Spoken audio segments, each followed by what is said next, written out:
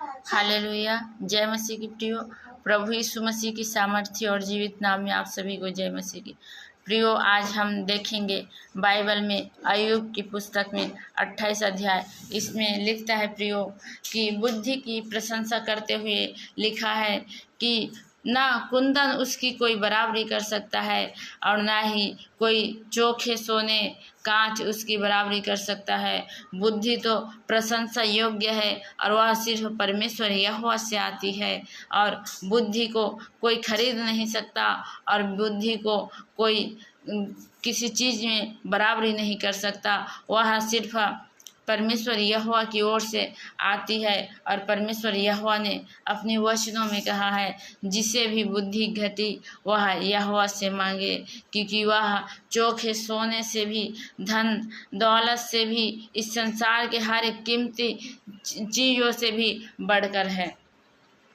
परंतु प्रियो, आप सभी क्या मांगते हैं कि सोना चांदी, बंगले, घर, गाड़ी? नहीं प्रियो, ये सब बुद्धि की बात नहीं है। परमेश्वर यहोवा अपने वचनों में कहता है, अय्यूब 28 अध्याय में आप जब पढ़ते हैं तो लिखा है प्रशंसा करते हुए, जब बुद्धिहीन व्यक्ति कुछ भी नहीं है, उसे अगर हम पूरे घर के भी सोने भर के दे दे परंतु उसका कोई काम का नहीं। परंतु जो बुद्धि वाले व्यक्ति हैं, जो बुद्धिमान व्यक्ति है, वह अपने जीवन काल में अनेकों सोने कमा लेंगे, अनेकों चांदी कमा लेंगे, अनेकों हीरे कमा लेंगे। परंतु प्रियो, हीरे जेवरात चांदी ये सब बुद्धि की बराबरी नहीं कर सकता।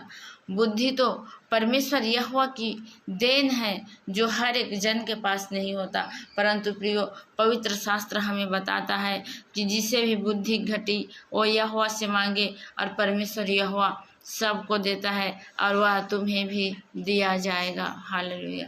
प्रभु का धन्यवाद हो प्रियो कि यह पवित्र शास्त्र हमारे तक पहुंचा है और हम इस पवित्र शास्त्र के द्वारा हम अपने जीवन को बदल पाए हैं और हम जान पाए हैं कि हमारे लिए क्या सत्य है और क्या असत्य है और हमें किस तरह से अपने जीवन को व्यतीत करना चाहिए। हम पाप से कैसे छुटकारा पाएं, हम परमेश्वर की ओर, इस सृष्टि को बनाने वाला की ओर कैसे फिरे, इस सृजनहार की ओर कैसे फिरे और अपने आप को उस नर्क के द्वार से कैसे फेर लाएं और जगत के पापों से कैसे छुटकारा पाएं। इस पवित्र शास्त्र के पढ़ने के माध्यम से हम जानते हैं प्रियो। मैं चाहती हूँ प्रियो कि हर एक जन इस पवित्र शास्त्र को पढ़े, जाने, परखे, उसके बाद फिर कोई निर्णय ले। हालेलुया। प्रभु का धन्यवाद हो।